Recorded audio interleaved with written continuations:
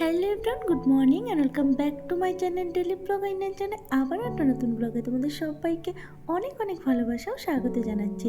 আশা করছি তোমরা সবাই খুব ভালো আছো, আমিও তোমাদের ভালোবাসায় ভালোই আছি। আর এখন বাজে সকাল 6টা, আর আজকের ব্লগটা আমি ছাদের থেকে স্টার্ট করছি। আশা করছি আজকের ব্লগটা তোমাদের ভালো লাগবে। আর আজকের ব্লগটা যদি তোমাদের ভালো লেগে থাকে প্লিজ একটা লাইক করে দিও, আর নতুন বন্ধুরা তোমরা প্লিজ আমার চ্যানেলটা সাবস্ক্রাইব করে দিও। তো চলো ভিডিওটা শুরু করা যাক। আর এখন কিন্তু ওই 6টা মতো বাজে, আর সকাল 6টার সময় দেখো কি পরিমাণে রোদ্দুর উঠে গেছে। আর তোমাদের দাদাভাই একটু আগেই বেরিয়ে গেল, মানে ওই 6টা 6:45 নাগাদও বেরিয়ে গেছে। আর এখন বাজে 6টা। তো 15 মিনিটের মধ্যে আমি ফ্রেশ হয়ে নিয়েছি, ফ্রেশ হয়ে ছাদে চলে এসেছি। আর দেখো সকালবেলা এতগুলো জামা কাপড় কিন্তু আমি কাচিনি, এগুলো আসলে কালকে কাচা হয়েছিল। তো কালকে রোদ্দুরে দিয়েছিলাম, যেহেতু অনেকগুলো জামা কাপড় সেই কারণেই ছাদে রোদ্দুরে দিয়েছিলাম। কিন্তু এখনের ওয়েদারটা এমনই না, বারবার করে বৃষ্টি আসছে আর মানে কমে যাচ্ছে, আবার এসে মানে জামা কাপড়গুলো মেলে দিচ্ছে, এরকম করে যেন 2-3 বার করে জামা কাপড় মেলতে হয়েছে, আবার তুলতে হয়েছে। তো এই করে করে শুকিয়ে গিয়েছিল, তবুও না একটা কেমন ওই যে ভিজা ভিজা মনে হয়, মানে প্রপারলি যে রোদ্দুরটা পেলে জামা কাপড়গুলো একদম শুকিয়ে মানে খড়খড়ের মতো হয়ে যায় না, সেই ভাবটা ছিল না। তো ভাবলাম ঠিক আছে, সকালবেলা যখন এত সুন্দর রোদ্দুর দিয়েছে, তাহলে সকালবেলা 10-15 মিনিটের মতো জামা কাপড়গুলো রোদ্দুরে দিয়ে দিলে ব্যাস একদম প্রপার মানে জামা কাপড়গুলো শুকিয়ে যাবে। যাই হোক, জামা কাপড়গুলো রোদ্দুরে দিয়ে চলে এসেছি। আর মাম্মা কিন্তু এখনও ঘরে ঘুমাচ্ছে।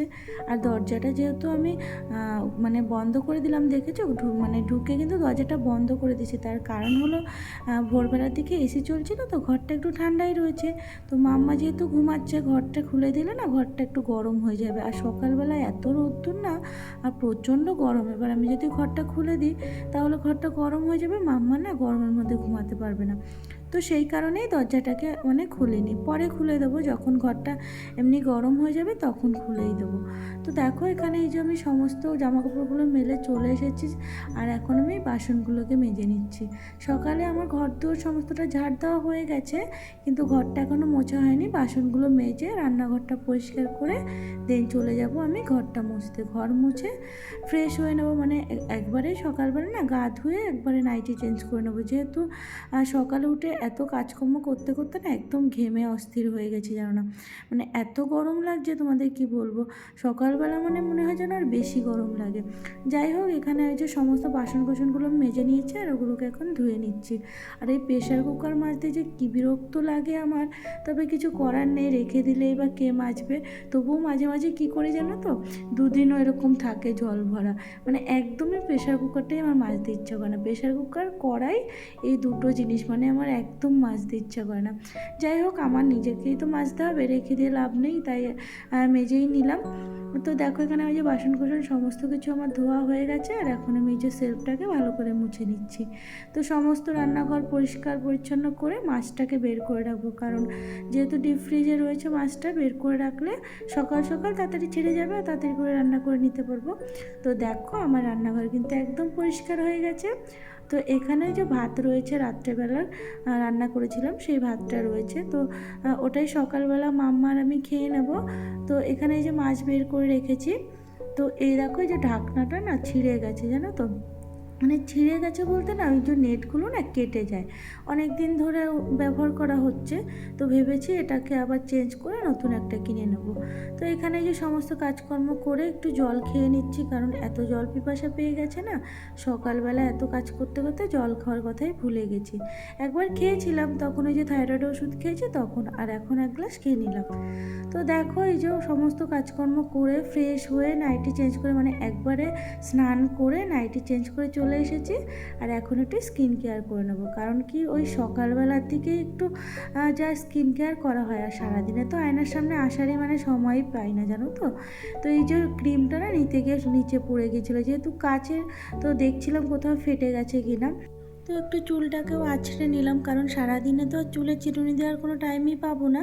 তবে দুপুরে আর একবার ফ্রেশ হয়ে নেব, তখন আবার একবার স্কিন কেয়ার করবো, কিন্তু তার আগে তো আর আসাই হবে না আয়নার সামনে।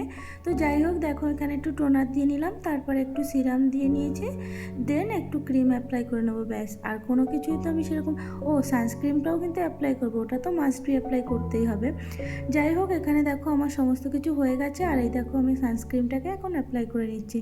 আর সানস্ক্রিনটাও না শেষ হয়ে গেছে, তো ওই যে একটু মানে জোর করে বের করার চেষ্টা করছিলাম, কেন একটুখানি রয়েছে, একদমই শেষ হয়ে গেছে, তবে আনতে হবে ক্রিমটা।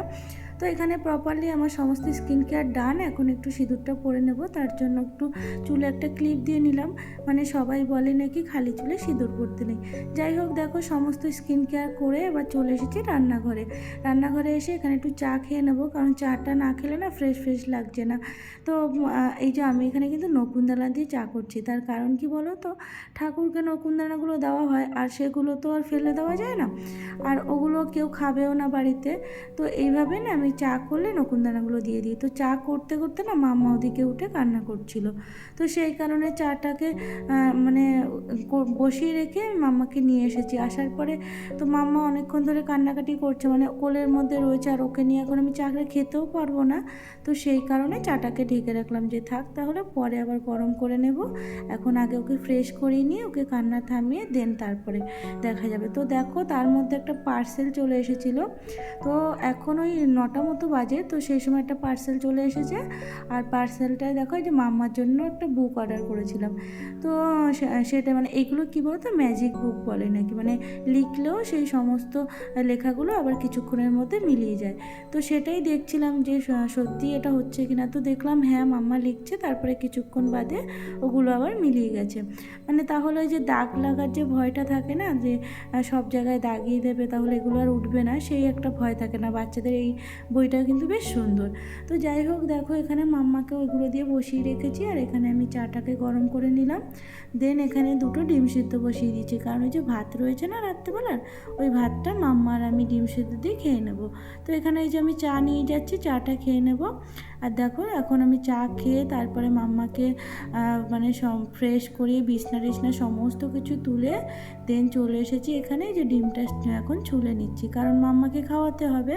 তো মাম্মাকে খাইয়ে দেবো, সঙ্গে আমিও খেয়ে নেবো, মানে একবারেই খেয়ে নেবো। না হলে কী হবে বলো তো, রান্নাবান্নার দিকে যদি ঢুকে যায় না, খাওয়ার কথা একদম মাথায় থাকে না, মানে বুঝতেই পারি না যে খিদে পাচ্ছে কি পাচ্ছে না, এরকম একটা ব্যাপার। যাই হোক, একবারে মাম্মার সাথে আমি খেয়ে নেবো, তাহলে কী হবে আর পরে ওই খাওয়ার চিন্তাটা থাকবে না। তো এখানে যে ডিমগুলোকে আমি একটু ভেঙে নিলাম, ভেঙে এটার মধ্যে একটু তেল দিয়ে নেবো, মানে সর্ষের তেল, আর একটু লবণ দিয়ে নিলাম। তো এটা বেশ আমার ভালো লাগে খেতে। যাই হোক, খাওয়া দাওয়া করে সমস্ত কিছু কমপ্লিট করে, মানে ঘরের কাজকর্ম যতটা সম্ভব কমপ্লিট করে চলে এসেছি রান্নাঘরে। তো এখানে যে মাছ ধুয়ে নিয়েছিলাম, মাছটা ছেড়েও গিয়েছিল, আর একটু মাছের ডিমও ছিল।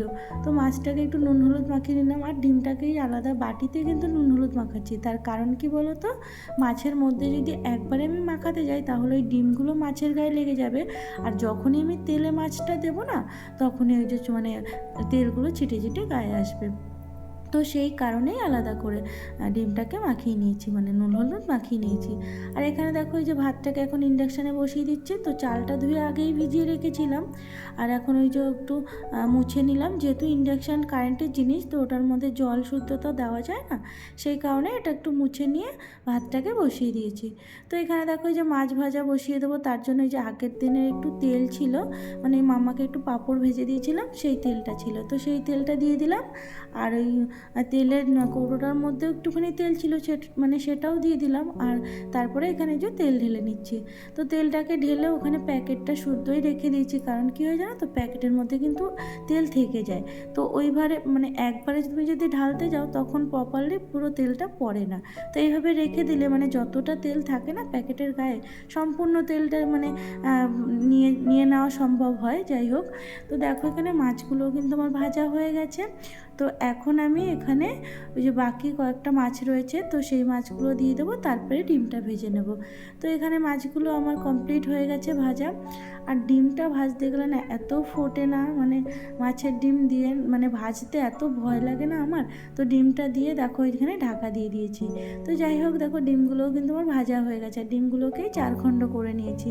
তো এখানে ওই যে 1 খণ্ড মতো দিয়ে দেবো মাছের ঝোলে, আর 3 খণ্ড রেখে দেবো। তোমাদের দাদাভাই এবার ডিম ভাজাটা বেশি ভালোবাসে, তো আমার না ওই যে ডিমটাকে বড়া মতো করে সেটা বেশি ভালো লাগে। তো আজকে আর সেটা করব না, কারণ ওইগুলো করতে গেলে না একটু সময় লাগে। তো দেখো এখানে এই যে আলু আর কুমড়ো কেটে নিয়েছিলাম, তো সেটা দিয়েই মাছের ঝোল করব। তো একটু জিরে ফোড়ন দিয়ে দিয়েছি, আর এখানে এই যে আলু কুমড়োটাকে দিয়ে নুন হলুদ দিয়ে ভালো করে ভেজে নিচ্ছি। তো এখন এটাকে ভাজা ভাজা করে এখানে একটুখানি ওই জিরের গুঁড়ো দিয়ে দেবো, হালকা করে জল দিয়ে গুলিয়ে দিয়ে দেবো, না হলে কী হয় বলো তো, গুঁড়ো অবস্থায় দিয়ে দিলে পুড়ে যায় মশলাটা, তখন না খেতে ভালো লাগে না, দেখতেও ভালো লাগে না তরকারিটা। যাই হোক দেখো আলু কুমড়োটা এখানে আমার কিন্তু ভাজা হয়ে গেছে, আর এখানে এই যে জল দিয়ে দিলাম। তো এই তরকারিটা হতে হতে আমি মাম্মাকে যাব স্নান করাতে, কারণ এরপরে যদি আমি মাম্মাকে স্নান করাতে যাই অনেকটা দেরি হয়ে যাবে, কারণ পরপর সমস্ত রান্না তো করতে হয়, কড়াই মানে বসিয়ে গ্যাসে পরপর সমস্ত রান্নাগুলোই করে যেতে হয়। আর এখানে যেহেতু তরকারিটা বসিয়েছি, তো তরকারিটা জাল হতে হতে আমার মাম্মাকে স্নান করানো হয়ে যাবে। তো দেখো এদিকে আমার তরকারিটাও জাল হয়ে গেছে, আর ওদিকে কিন্তু মাম্মাকে স্নানও করানো হয়ে গেছে। তো এখন এই যে মাছগুলোকে দিয়ে দিচ্ছি, মাছগুলোকে দিয়ে একটুখানি ঝোলটা ফুটিয়ে নেব, তারপরেই নামিয়ে নেব। তো এখানে ওই যে 1 পিস ডিম দিয়ে দিলাম, আর বাকি 3 পিস ডিম আমি রেখে দিয়েছি। আর এদিকে দেখো ভাতটাও কিন্তু আমার হয়ে গেছে, আর ভাতটাকে এখনও দিয়ে নিচ্ছি। তো এইভাবে না মানে ম্যানেজ করে সমস্ত কাজগুলো করলে কি হয় জানো তো, সব কাজ প্রপারলি কমপ্লিট হয়ে যায়। তো এদিকে দেখো আমি এখন এই যে ভেন্ডি ভাজাটা বসিয়ে দিয়েছি, আর ভেন্ডি ভাজার কিন্তু একটা ট্রিক তোমাদের বলবো, কি বলো তো, ভেন্ডিগুলো ভাজার সময় না লালা লালা হয়ে যায় না, আর দেখবে কড়ার নিচে পুরো লেগে যায়, তখন না কি অসুবিধা হয়। তো এটার জন্য তোমরা না প্রথমে যখন ভেন্ডিটা ভাজা বসাবে তখন নুন দেবে না, আর নুনটা দিলে কি হয় জানো তো, মানে লালাটা বেশি ছাড়ে। তো যখন প্রপারলি ভাজা হয়ে আসবে, মানে 80% ভাজা হয়ে যাবে, তখন তোমরা লবণটা দেবে। তারপরে কিছুক্ষণ 20% ভেজে নিলেই দেখবে কড়াইতে আর তোমাদের সেরকমভাবে লেগে যাবে না ভেন্ডি ভাজা। তো যাই হোক এখানে সমস্ত রান্না কিন্তু আমার কমপ্লিট হয়ে গেছে। তো আজকে ভেন্ডি ভাজা করেছি, আর হলো মাছের ঝোল করেছি। তো এখানে তোমাদের দাদাভাইকে খেতে দিয়ে দিচ্ছি, কারণ তোমাদের দাদাভাই বাড়ি চলে এসেছে। তো এখন ওকে যে খেতে দিয়ে দিচ্ছি, তারপরে আমি যাব স্নান করতে। ও তার আগে কিন্তু মাম্মাকে আমি খাইয়ে যাব। তো যাই হোক মাম্মাকে খাইয়ে ঘুম পাড়িয়ে তারপরেই যাব স্নান করতে। তো গুড ইভিনিং এভরিওয়ান। তো তোমাদের সাথে আর তারপরে কথা বলা হয়নি, কোনো ভিডিও শ্যুট করা হয়নি, কারণ স্নান দান করে পুজো দিয়ে অনেকটাই দেরি হয়ে গেছিলো খাওয়া দাওয়া করে উঠতে উঠতে।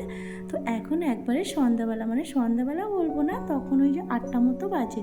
তো সেই তখনই চলে এসেছি। দেখো মানে দুপুরবেলা তো মাছের ঝোল আর ভেন্ডি ভাজা করেছিলাম, তো সেখানে অল্প করে একটু মাছের ঝোল রয়েছে, আর ভাজাটা তো নেই, কারণ একবারেই খেয়ে নেওয়া হয়েছে। সেই কারণে রাত্রে রান্নাবান্না কিছু তো একটা করতে হবে, কারণ রাত্রে খেতে হবে। তো সেই কারণে যে ঝিঙে ছিল ফ্রিজে একটু, তো ঝিঙে আলু দিয়ে এখানে একটা তরকারি মতো করে নেব, আর ভেবেছি কি একটু ডাল করে নেব।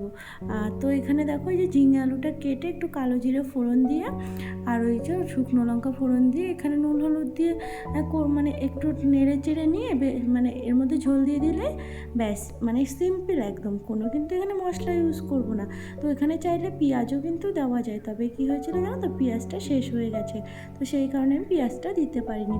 যাই হোক দেখো এখানে এই যে ঝিঙেগুলো থেকে জল ছেড়ে দিয়েছে, তো ঝিঙেগুলোকে আরেকটু ভাজা ভাজা মতো করে নিয়ে এখানে জল দিয়ে দেবো। তো এখানে দেখো আমি জল দিয়ে দিচ্ছি, তো জল দিয়ে একটু ঢাকা দিয়ে নাড়িয়ে চাড়িয়ে সিদ্ধ হয়ে গেলেই নামিয়ে নেবো। তো ওদিকে আমি প্রেশার কুকারে ডালটা করে নেবো, কারণ তাড়াতাড়ি করে করব, এখন আর এরকম ঝামেলা করব না, কারণ এখন যদি সিদ্ধ করে ডালটা তারপরে করতে যাই তাহলে অনেকটাই লেট হয়ে যাবে। তো সেই কারণে না আমি ভেবেছি কি প্রেশার কুকারে একবারেই করে নেবো। তো দেখো এখানে ডালটা ধুয়ে নিয়েছি, আর এখানে প্রেশার কুকারও কিন্তু বসিয়ে দিয়েছি। তো তোমরা যারা তাড়াতাড়ি করে এরকম ডাল রান্না করতে চাও তারা কিন্তু এইভাবে রান্না করতেই পারো। তো এখানে দেখো একবার আমি প্রেশার কুকারে একটুখানি তেল দিয়ে দিয়েছি, আর একটা শুকনো লঙ্কা, আর একটু মানে এখানে জিরে না, আমি রাঁধুনি ফোড়ন দিচ্ছি। রাঁধুনি ফোড়ন দিয়ে ডাল খেতে আমার ভীষণই ভালো লাগে। তো লঙ্কাটা কিন্তু আমি এখান থেকে তুলে দেবো, তার কারণ কি বলো তো, যখন সিটি মারা হবে না, লঙ্কাটা গলে গেলে ঝাল হয়ে যাবে, মাম্মা খেতে পারবে না। তো যাই হোক দেখো ডালটাকে দিয়ে একটু নাড়িয়ে চাড়িয়ে নিলাম, তারপরে এখানে নুন হলুদ দিয়ে জল দিয়ে দেবো, তারপরে দুটো সিটি মারলেই ব্যাস ডাল কিন্তু আমার পুরো রেডি হয়ে যাবে। তো এইভাবে কিন্তু তাড়াতাড়ি করে ডাল রান্না করা যায়। তো সকাল 6টার থেকে ঘুমের থেকে উঠে মানে একটু সময় বসার কিন্তু আমি সময় পাইনি, একদম পরপর সমস্ত কাজ পরিপাটি করে গেছি। ইনফ্যাক্ট টাইম টু টাইম সমস্ত কিছু করে গেছি। তারপরেও জানো তো এত কিছু করার পরেও না কখনোই নাম পাওয়া যায় না। তবু কিছু করার নেই, সংসার তো করেই যেতে হবে। সংসার মানেই তোমাদের সাজতে হবে, আর সংসারের সমস্ত কর্তব্য করে যেতে হবে। দুপুরে মাছের ঝোলে না 2 পিস মাছ ছিল, তো সেটাকেই আবার এই তরকারির মধ্যে দিয়ে গরম করে নিয়েছি, তাহলে একবারে খাওয়া হয়ে যাবে। আর এখানে দেখো থালার মধ্যে না 2টো ভাত দেখতে পাচ্ছ, এটা কিন্তু মাম্মা চামচ দিয়ে ওর পাপাকে খেতে দিয়েছে। মানে আমি যখন ভাত দিই দেখে, তো সেইভাবে ও আবার পাপাকে খেতে দিয়েছে। যাই হোক চলো আমরা এখন খাওয়া দাওয়া করে নেবো, আর ভিডিওটা আজকের মতো এখানেই শেষ করলাম। সবাই সুস্থ থেকো, ভালো থেকো, আবারও চলে আসবো নতুন একটা ভিডিও নিয়ে।